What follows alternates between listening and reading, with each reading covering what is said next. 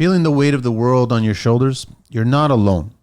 Working in the trades can be tough, long hours, physical demands, and the constant pressure can take a toll on your mental and emotional well-being. It's time to invest in you. Steps to Happiness Coaching offers personalized support to help you manage stress and improve work-life balance, build resilience and overcome challenges, enhance your relationships on and off the job site, and find purpose and satisfaction in your work. Life coach Teresa Greco understands the unique pressures of your world. You'll learn practical tools and strategies to unlock your inner joy. Let her help you build a stronger, happier you. So don't let stress hold you back. Schedule a free consultation today.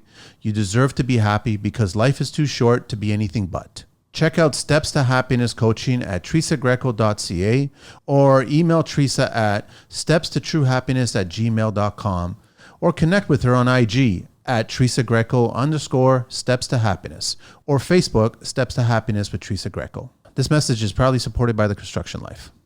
Hey, Teresa. Hi, Manny. You look good. You look all happy. Thanks. I try. Yeah. But this is not putting the happy face on, right? Because that's what toxic positivity is, where you're just like, oh, yeah, everything's great. No, this is all coming from within. That's left for politicians. And they're not happy.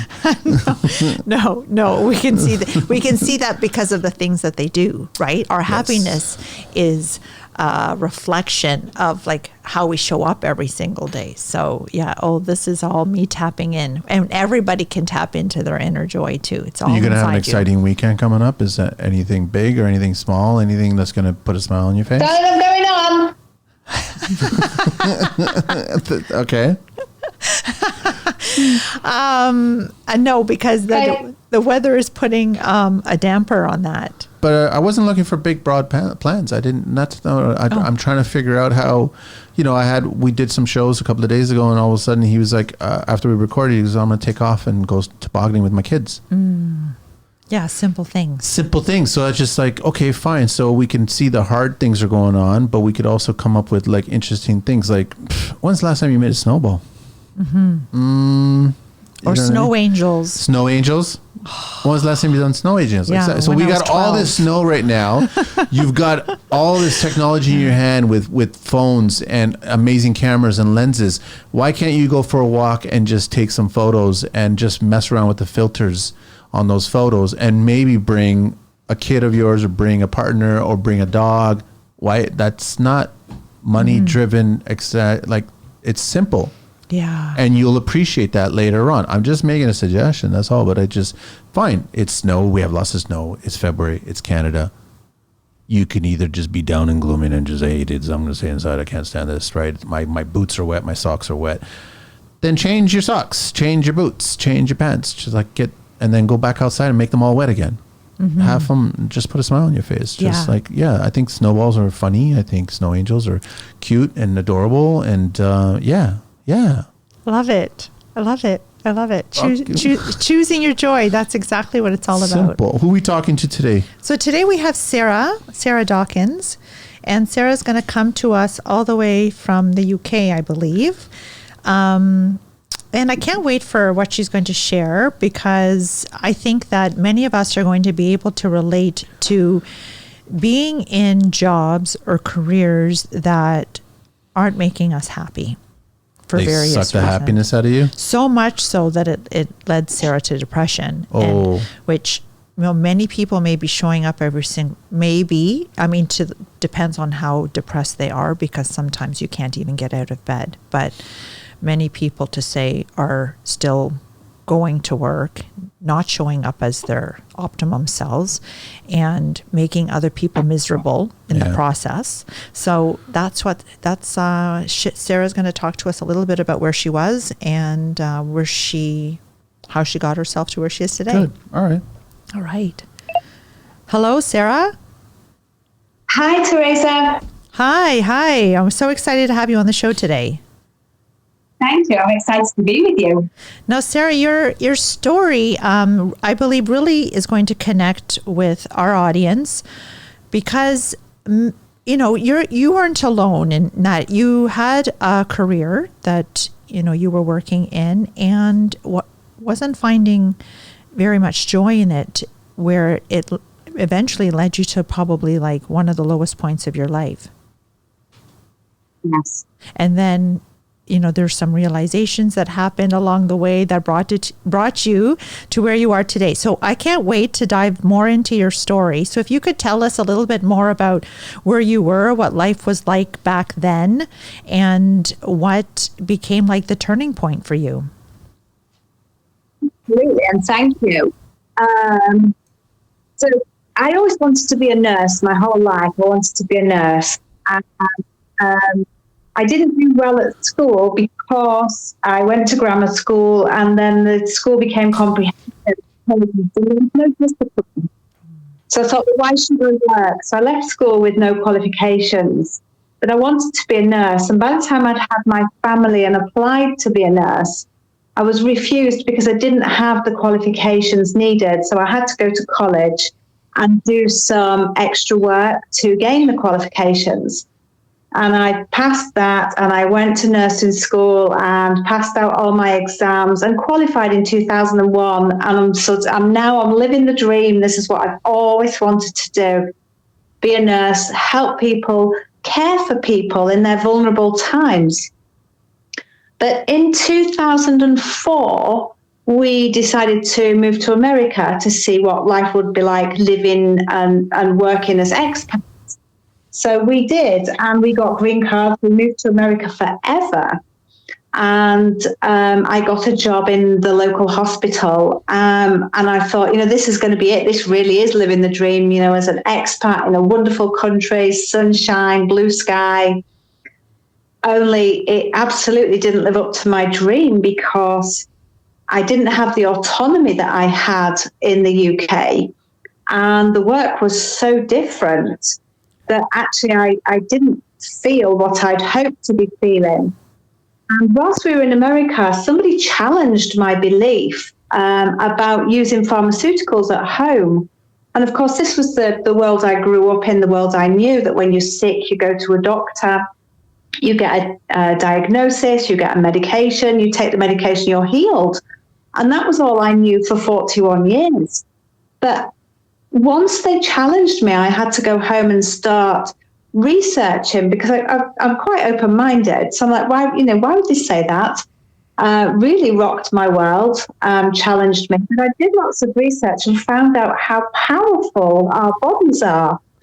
So I changed my diet a bit and I started getting out, doing some de-stressing and a bit more walking, and healed eczema, psoriasis, and acid reflux in the first month. So I'm now seeing real tangible results in my own body from what I'm doing, taking responsibility for my health. And this was mind-blowing to me because before that, I'd just take pills and use creams and consider, each episode healed when the symptoms stopped. Yeah.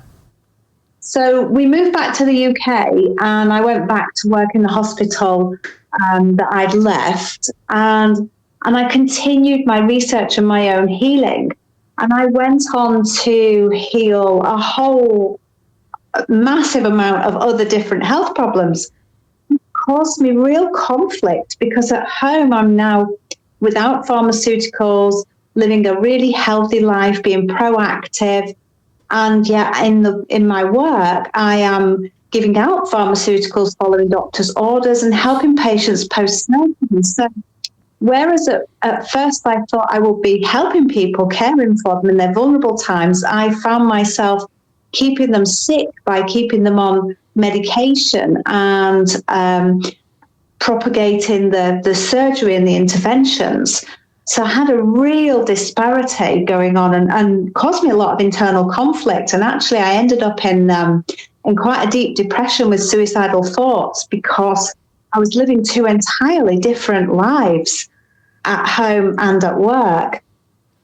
And because I'd already done some healing, my doctor wanted to medicate me in the UK, and I didn't want the medication because I knew I would heal myself. But I had no idea because I was in such a dark place. But we had dogs, so I had to take them out for a walk every day. Obviously, I wasn't at work because I was suicidal and crying most days in a really bad place. But over time, I think because I was going out, walking in the fresh air, even though I was inside myself for a lot of that time, I remember one day looking up and there was leaves on the trees just coming and flowers in bud. And I'm like, oh, it's spring. And that was the day my darkness lightened. Wow. And from there, I was able to start making a plan to move forwards. But until then, I just lived as a victim in a deep, dark place. So I started practicing mindfulness and gratitude, just looking for, because we lived in the UK at the time, and I don't know if you know, but there's a lot of grey sky. Yeah. So I was just looking for the tiny bits of blue sky and some flowers, because it was spring, so all the spring flowers were coming through, listening to the brook, the little babbling stream that I walked alongside of. So I just became a lot more conscious of what was going on around me externally rather than being in the deep darkness within myself. And as I started to heal a bit more, I started doing some guided meditations because I couldn't sit in silence because there was a little voice on my shoulder going, "You're not worth it. Who do you think you are? What do you think you're doing?" Mm-hmm. So the only way I could put that voice up was to listen to guided meditations and follow that journey that in my mind's eye. And initially it was like just 5 minutes a day just to find some inner peace. Mm-hmm. And then it slowly over time developed into looking towards my future. How could I find my joy again? How could I step out of this dark hole, although it wasn't quite as deep by this time? And what did I really want in my future? And that was my turning point, understanding that all my life I only ever wanted to be a nurse, but now it was no longer fulfilling me. I wanted to help people to help themselves, and nursing wasn't helping me to do that. So I trained as a coach, thinking, well, I've healed so much, and I'm now healing this depression, the suicidal thoughts. I'd also my thyroid stopped working whilst I was depressed, and I burned out my adrenal glands. So I was in a really sorry state. But I started healing those as well. And as I started to feel better, I'm like, so what is it that's bringing me joy? What is it that I want to do? How can I change my life and find that joy again? So I started writing a book called Heal Yourself about my own healing, what I'd done and how I'd done it, because for me that was mind-blowing. I didn't know it existed until somebody challenged me. Crazy, right? Mm-hmm. Yeah. So I wrote about my own story and then reached out and got other people to write about their healing. Mm-hmm. And I started to feel a lot better knowing, wow, there's so much going on in the world that I had no idea about because I was so wrapped up in my own little world. So I started to be able to see life through different eyes, seeing other people healing themselves too. And I realized that I was no longer in alignment, and that although I only ever wanted to be a nurse, it was because that's what I thought helping others looked like, being a nurse in a role of good standing, good stature and well-liked job, but also gave me the power to help people. And I realized that actually I'm not helping the people. And I surrendered my license because I no longer felt aligned with it after 20 years, and trained as a coach so that I could help other people. Because coming from a place of changing my core beliefs, going through that dark depression, I realized I had to go through that to be able to change my life trajectory, to find my joy. And now I'm helping people to help themselves. So I'm really empowering people to dig in and find the root cause of their health problems. And most of our problems come from healing our past and not living in alignment with our joy, with our true authentic self. And when we can come back into ourselves and find that and understand who we are and what we want for ourselves and our lives, that's where we can find our joy. Wow.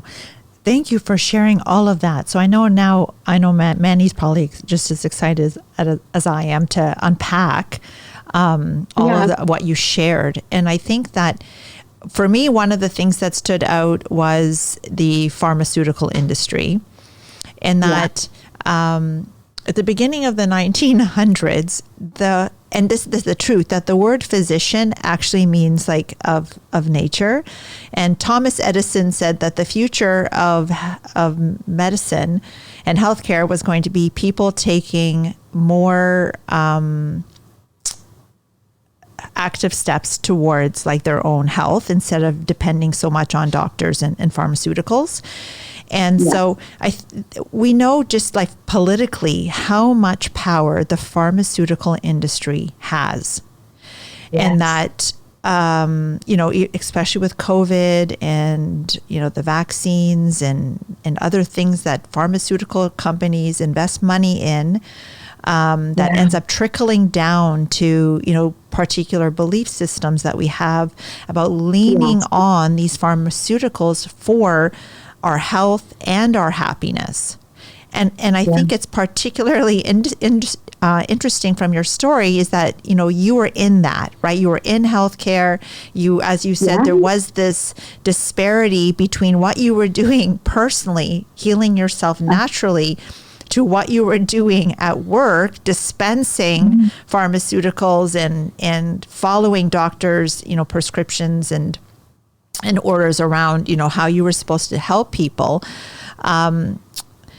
What's part of your message now around, so I know that you're helping people to probably heal themselves naturally, but what could you speak to a little bit louder about understanding that we have the ability to heal ourselves and that we don't need to go to the doctors for a quick Band-Aid?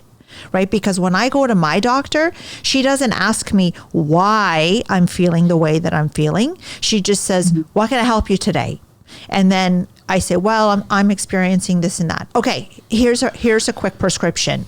And I'm like, oh, wow, like, how come, like, as you said, that you had the acid reflux and the psoriasis, or people have eczema, like, which you think, okay, those aren't major things, but your body's reacting to something. It is. Yes. First and foremost, our symptoms are messages.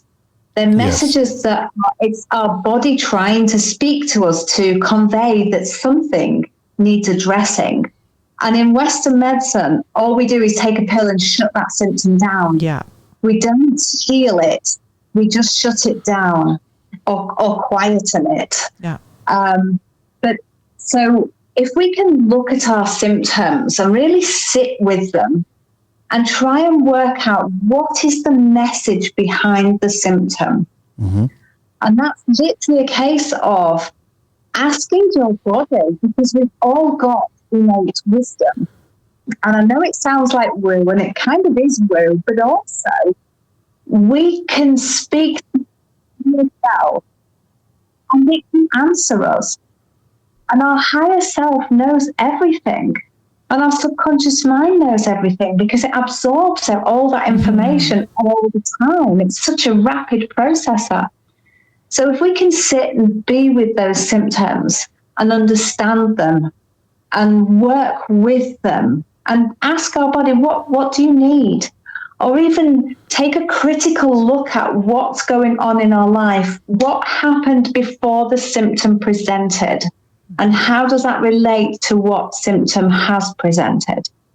Rather than reach for the pharmaceuticals, because the flip side of it is we can carry on in our lives as we are and just take a pharmaceutical to shut that symptom down and take no responsibility for our lives, so that we're being reactive. When we get a symptom, we go to the doctor, we take a medicine and it shuts the symptom. That's just reacting to the symptom. If we can be proactive and make healthy life choices, so it's not about going on a quick diet or exercising for a month. It's about lifelong good habits. And what we're doing is we're actually investing in our own health by doing that, rather than carrying on and say, it won't matter, it won't happen to me, and then find, it does happen to us, and we have the heart attack at 50, or we get Alzheimer's at 60, or rheumatoid arthritis sets in at 70 and we can't walk anywhere. What can we do to help ourselves before all of that sets in, so that we can live a life of longevity and quality? Yeah, because they want to normalize these illnesses. Well, that's just an old age problem, right? As you said, each decade presents one of the different things that you just mentioned. But it's not normal because our body is designed to keep us healthy. It has mechanisms, built-in mechanisms that want to heal your body all the time so that it's performing optimally. But it means that we need to support those processes in the body. We need to support our immune system. We need to support our organs individually for all the different things that each of those organs do. Like today, as I was coming into the show, actually, I was listening to a podcast on liver health and how vital keeping our liver functioning well supports weight loss and, the releasing the toxins from the blood and like that organ. I mean, all the organs all have specific functions to bring us to optimal health.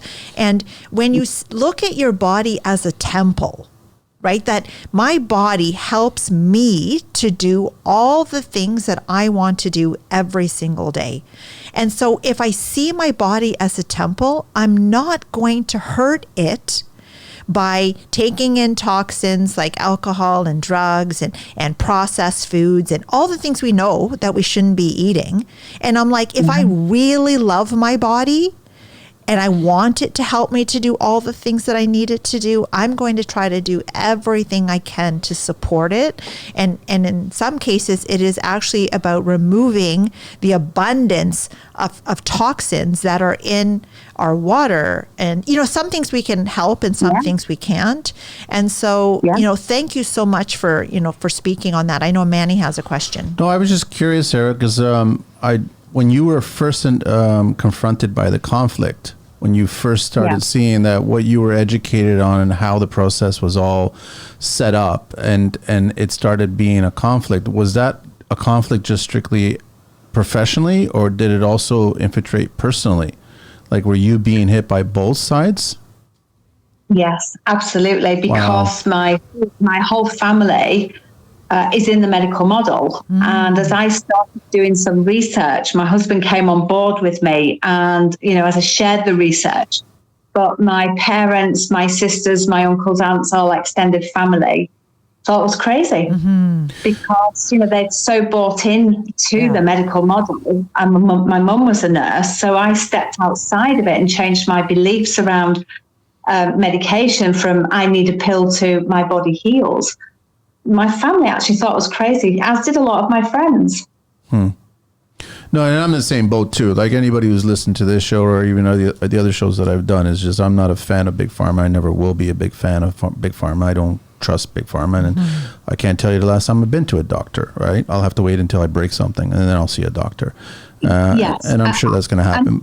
Sorry? And sorry, I just want to say, I'm not anti Big Pharma and doctors and hospitals. They do have a place for accidents, emergencies, trauma. Yeah. And, 9 years ago, my dad had sepsis, pleurisy, and pneumonia all together in his 80s. He really was death's door.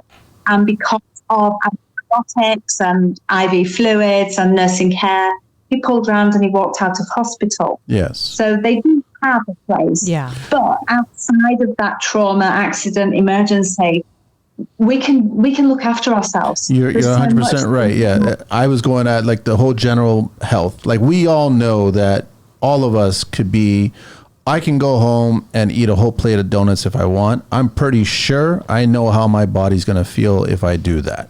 Yeah. All right. Yeah. So if I don't do that and I eat something that's healthy and smaller portioned and not full of sugar, pick your sugar and whatever name they're using for marketing these days, then your body will feel good. And then I'm also European, so I'm of the mindset that having a walk after dinner is not a bad idea. It soothes a bunch of things. It helps you digest. So there's a cause and effect. General health, I'll never listen to the medical profession. It's just how I am. You can call me stubborn, European, it doesn't matter. But yeah, those extreme situations, for sure. The medical profession is there for us and they know how to take care of us. And I'll respect them for that. But it's really funny because I am the only one versus the rest of my family. And I come from a family of, 5 children. And I'm the only one that doesn't do what they do. They just they go along with it. And I have a funny feeling that most people go along with it because I guess you see some sort of healing quickly, a lot faster than if you were to change your diet or change your exercise or change things, which take a little bit longer to achieve what you need to achieve versus popping a pill. And that's why, like I always said, listen, you didn't gain 20 pounds, 30 pounds overnight. That didn't happen. It's not a Stephen King horror movie or something like that. It just doesn't work that way. So if it didn't happen overnight, then guess what? It could be fixed in a period of time. You just have to be patient with it and figure it out. But like Teresa said so many times before, it's just the incremental, the 1%. That's all you got to focus on. The little things today, then tomorrow. The sound's going on. I don't know what's happening. There's lots of loud noises coming at the top of your voice. Sorry. Okay. Did you hear any or was it too loud?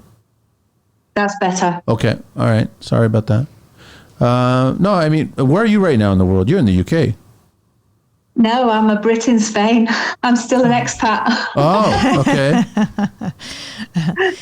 And so when you were in the depression, were you taking you weren't taking any pharmaceuticals then either? No, the doctor wanted to medicate me for the depression because it was really quite deep. And I was suicidal, but I knew I could heal it, but I had no idea how I was going to heal it because I was in such a dark place.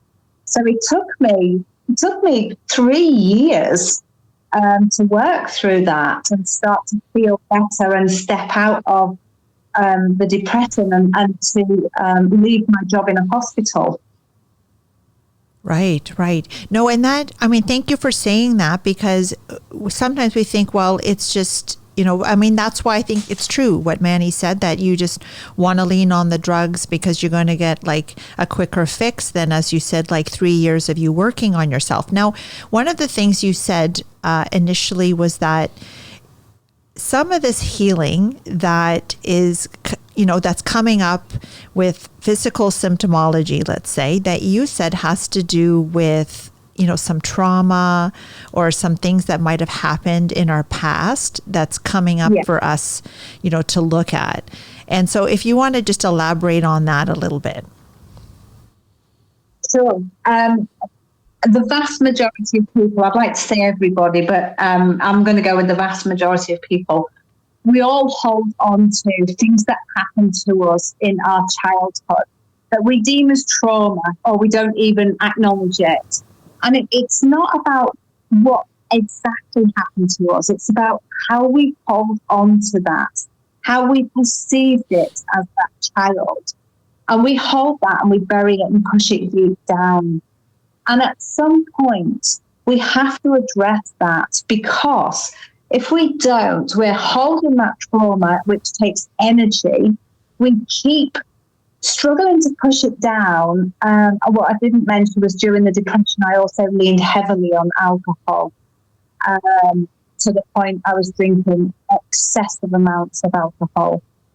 And we use addictions to soothe ourselves rather than deal with that trauma, whether it's alcohol, whether it's shopping, whether it's food, whether it's exercise, whether it's scrolling on the internet. We use addictions to help us to keep suppressing those feelings, those emotions, those memories. And the beauty of dealing with it is if you've got support from a coach or a therapist or a counsellor, it helps you to unpack your past through the eyes of compassion and unconditional love. Because when we look at it, we tend to see it through the eyes we were as that child when that trauma happened, and we see the details of it that happened. But as the adult, if we can go back and look at it with the skills and knowledge that we've got now as the adult, and look at the bigger picture, who was involved, what happened, what the people involved have been through or were going through, it helps us to look back at it with a different perspective, one that helps us to understand the situation. And when we can accept and acknowledge and then accept, we're able to come to a point where we can actually forgive and let go of holding it. Now, the forgiveness isn't for the other person. The forgiveness is for us because it allows us to offload that trauma. We no longer have to hold on to that trauma anymore. So as we let go of it, the memories fade. So it's certainly not forgive and forget, as a lot of people try and say. It's forgive to be able to let go. So we're no longer carrying that emotional burden with us for the rest of our lives and being triggered and having overt emotional responses and reactions to things.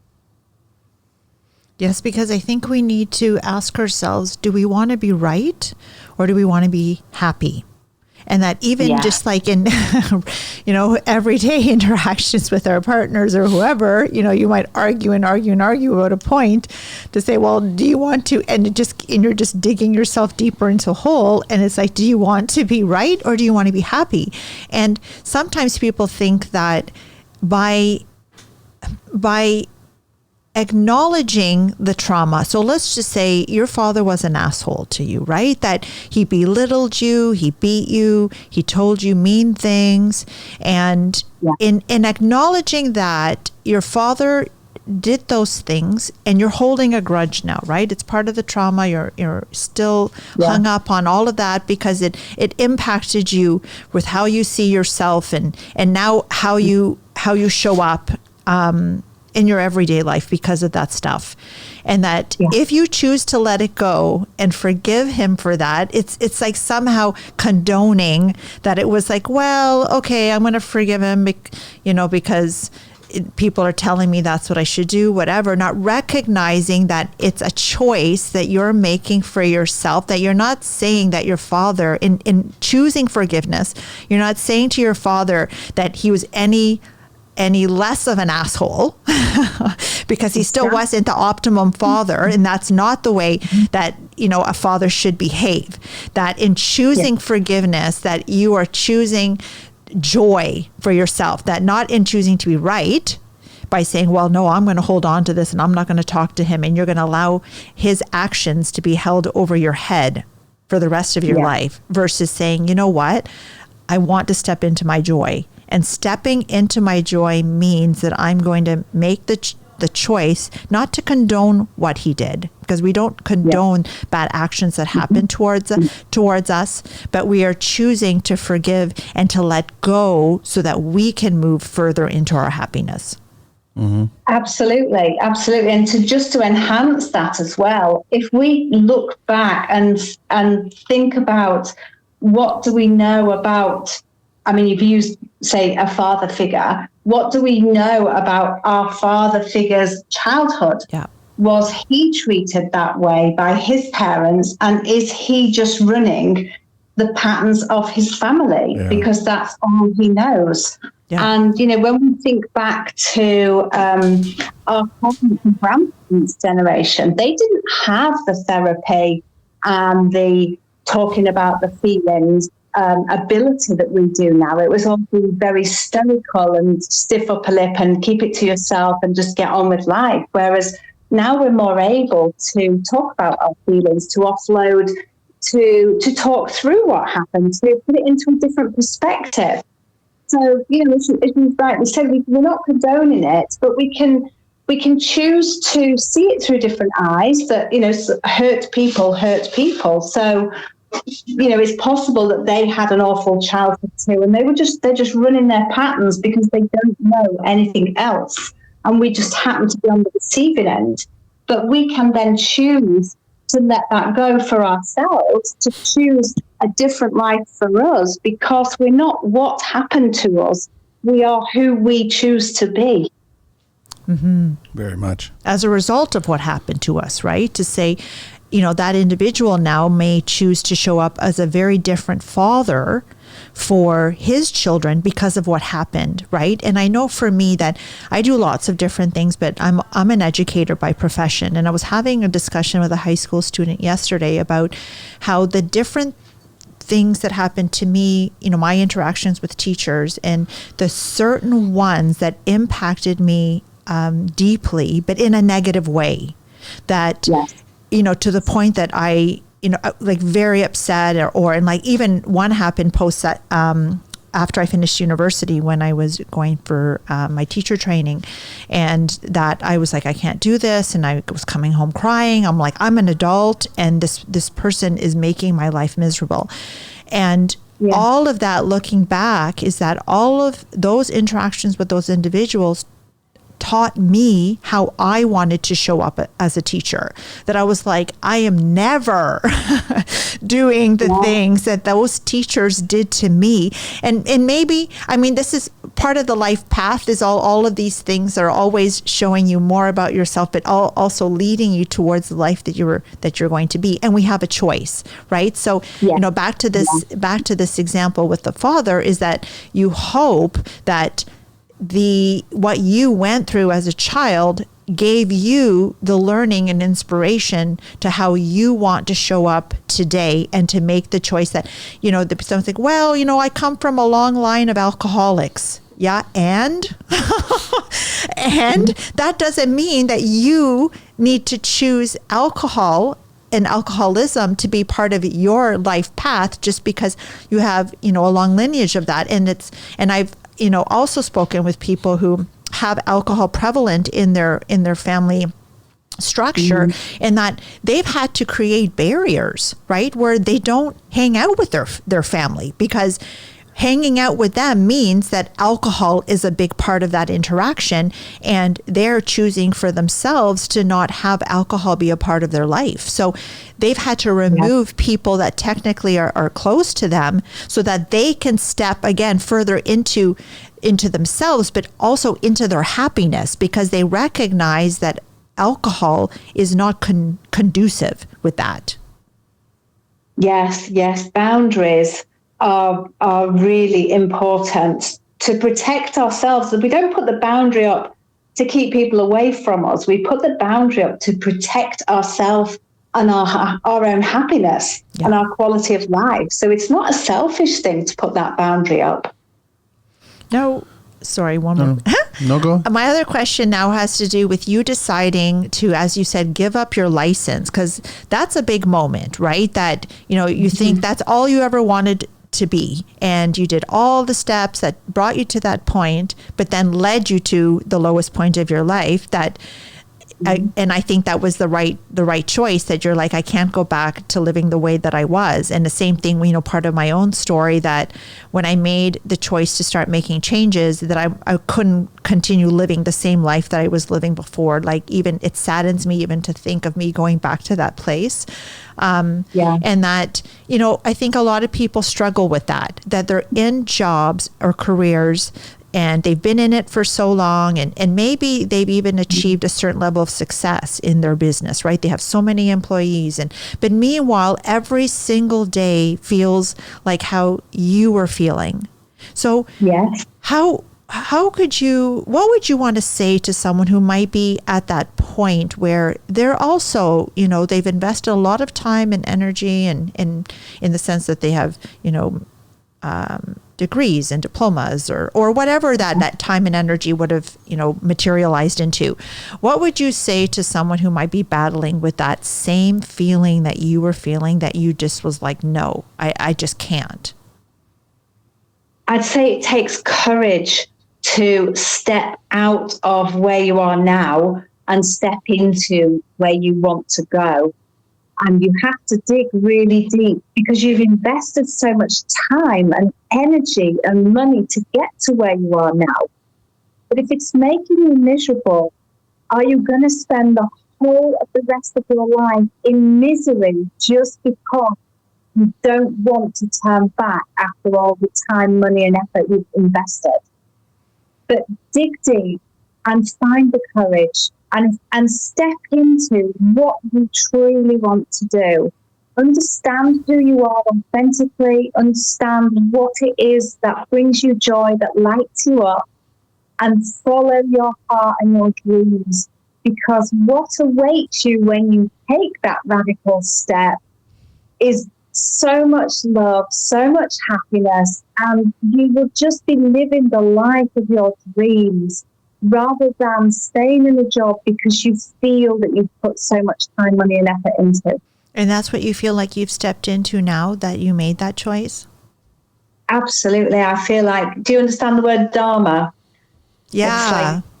It's like, I'm living my dharma. Life path. Yeah. Amazing. Yeah. Manny, you have any questions? I'm just curious about the book. Is it online? People can get a hold of it? Thank you. Yes, my book, Heal Yourself, with my own journey and 74 others, healing all sorts of conditions doctors say you can't, like cancer, Lyme, multiple sclerosis, ALS, autoimmune, endometriosis, asthma, allergies, and so much more, is available in 4 languages, English, Spanish, Dutch, and French, and they're all on Amazon worldwide. And the English version is in Barnes & Noble in America. Thank you, Universe. Amazing. For sure. We'll put it in the show notes. Yeah, it's amazing. Sarah, thank you so much for sharing your story with us. Thank you. Thank you very much, Sarah. Thank you to both of you.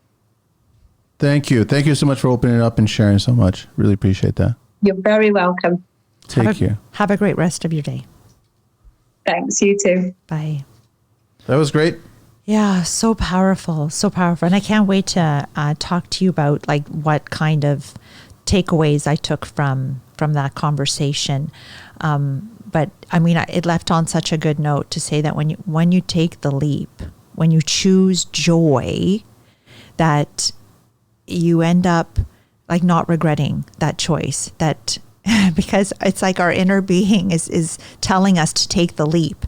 But the mind, again, which we've talked about, wants to rationalize that. Our inner saying, no, you just can't do this anymore. And the rational mind says, yeah, but I've spent so much money and you know, my business is this big. And if I don't, but the inner being keeps saying, you're not happy. So how long? And what I wanted to just like from my end to conclude with this was that we only have one life. And when she said, do you want to look back at your life and say, oh my God, you know, like that it was so bad the whole time when you only get one chance, one life. And it's only 100 years. Like it's not even that long in the scope of like how, you know, our spiritual self is going to go on to, you know, to live forever and have many different, maybe perhaps lifetimes here on earth to experience. And now that, you know, you and I are on the second half, we realize how precious time is. Very much. And you know, I've had different things that happened, you know, to me over the course of my life that was like, you know what, I don't want to live with regret. I don't want to look back one day at my life and say, I should have done that. I don't want that. I don't want that for myself. And I don't want that for my partner too, right? I don't want him to look back and say, well, because of you, I didn't do this, or because of, no.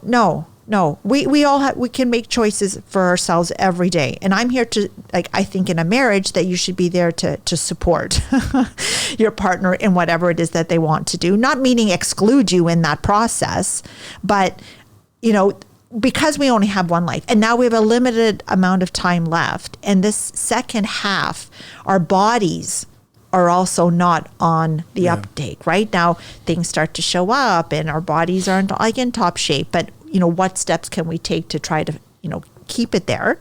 But I think recognizing that it's very limited time, that time is so precious. And how long are you going to live it being unhappy? That was a very interesting story from her because she had a lot of challenges because of the education process and then having to deal with family and also the professional world and being an outsider, period, just dealing with it. But I mean, good for her to confront it, face it, and now share it, what she's doing. So that was great. Thank you so much for that. But we'll unpack that one on a future show. Sounds good. That's it. We're out of here. Feeling the weight of the world on your shoulders? You're not alone. Working in the trades can be tough, long hours, physical demands, and the constant pressure can take a toll on your mental and emotional well-being. It's time to invest in you. Steps to Happiness Coaching offers personalized support to help you manage stress and improve work-life balance, build resilience and overcome challenges, enhance your relationships on and off the job site, and find purpose and satisfaction in your work. Life coach Teresa Greco understands the unique pressures of your world. You'll learn practical tools and strategies to unlock your inner joy. Let her help you build a stronger, happier you. So don't let stress hold you back. Schedule a free consultation today. You deserve to be happy because life is too short to be anything but. Check out Steps to Happiness Coaching at teresagreco.ca or email Teresa at stepstotruehappiness@gmail.com or connect with her on IG at teresagreco_steps to happiness or Facebook Steps to Happiness with Teresa Greco. This message is proudly supported by the Construction Life.